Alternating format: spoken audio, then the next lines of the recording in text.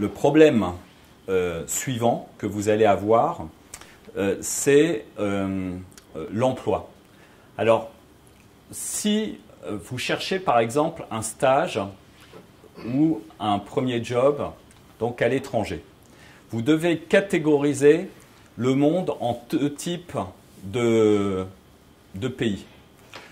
Il y a les endroits où vous allez pouvoir travailler sans conditions de papier, si vous voulez. Vous êtes européen, vous avez accès à l'ensemble du marché de l'emploi en Europe. Mais dès que vous allez franchir la frontière européenne, vous avez un problème donc de papier. Donc il faut distinguer les endroits où vous n'avez pas de problème de papier des endroits où vous allez avoir des problèmes de papier. Donc déjà bien séparer le monde entre les deux types de pays. Sur les zones où vous êtes légitime, que vous avez le passeport et les documents administratifs qui vous permettent de travailler, les méthodes de recrutement traditionnelles vont a priori fonctionner. C'est-à-dire, je candidate avec un CV, une lettre de motivation sur des offres. Vous êtes français, vous cherchez du boulot à Londres, vous êtes légitime à faire ça. Si par contre, vous cherchez du boulot ou un stage à New York, là, il y a un problème. Alors pourquoi il y a un problème? Parce que si vous êtes RH, il y a des gens ici qui sont peut-être en filière ressources humaines. Si vous êtes RH, votre job dans le recrutement, ce n'est pas d'aller recruter à Tombouctou. Et je suis DRH de PepsiCo donc aux États-Unis. Mon job, c'est de recruter des gens pour nos équipes, alors qui peuvent avoir des profils d'étrangers. Mais je dois les recruter sur le territoire américain pour ne pas avoir de problèmes administratifs. Vous voyez, je vais privilégier soit des nationaux américains, soit des personnes qui sont sur place, établies sur place, mais qui ont les papiers, mais qui peuvent avoir une nationalité étrangère. Donc c'est ce type de personnes que je vais chercher et mon job, c'est de les trouver. Mais c'est certainement pas de dire donc à la direction opérationnelle ou à la direction générale de PepsiCo, vous savez, on a un gros problème. Les gars, on les trouve qu'à Tombouctou. Alors on va dire, mais attends, tu as un marché de 300 millions de personnes et tu n'es pas capable de trouver un responsable marketing ou un responsable de l'international.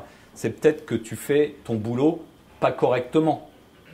Donc, en fait, tous les processus RH vont vous éliminer.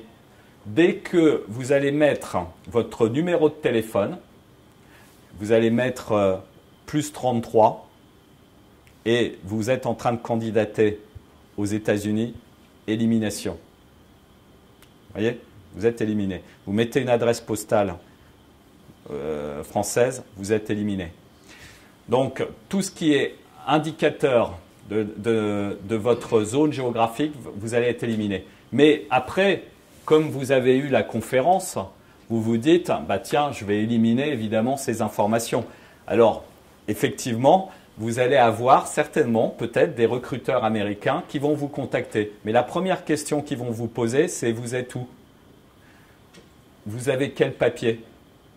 Et là, vous allez donc être à nouveau éliminé. D'accord? Et puis après, vous avez tous les outils de technologie. Là, c'est un site qui s'appelle CAPA, que vous connaissez peut-être. C'est un site français qui est basé sur quoi? Sur la localisation des gens. Vous voyez, c'est un site d'emploi sur la localisation. Et donc, c'est basé sur la localisation.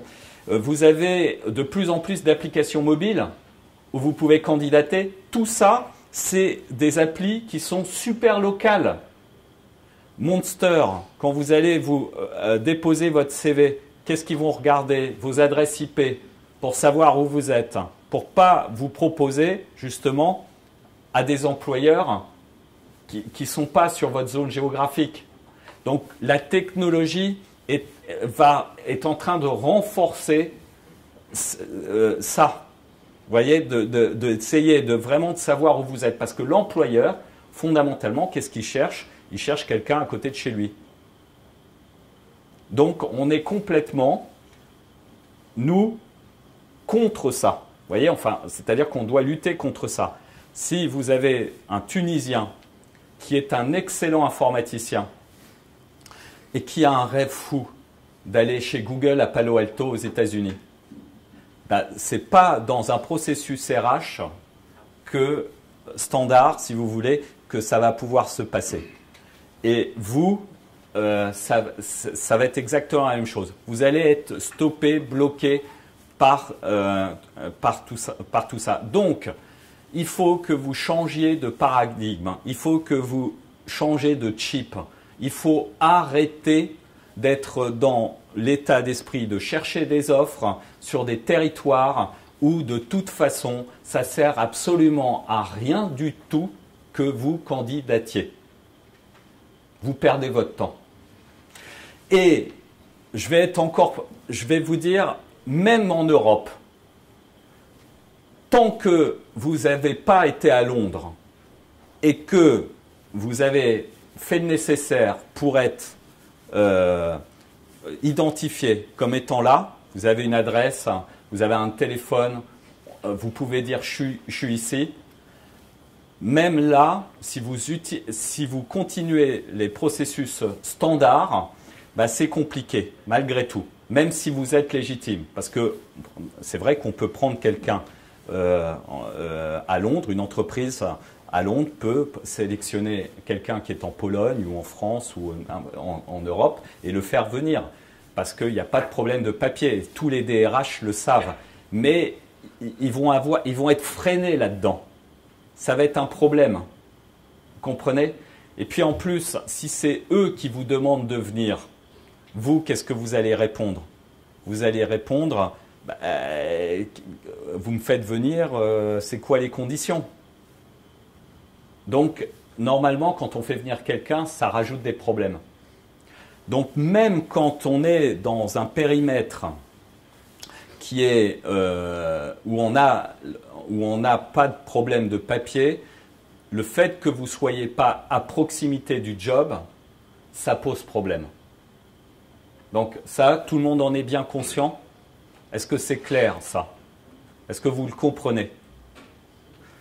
Donc, c'est un obstacle majeur.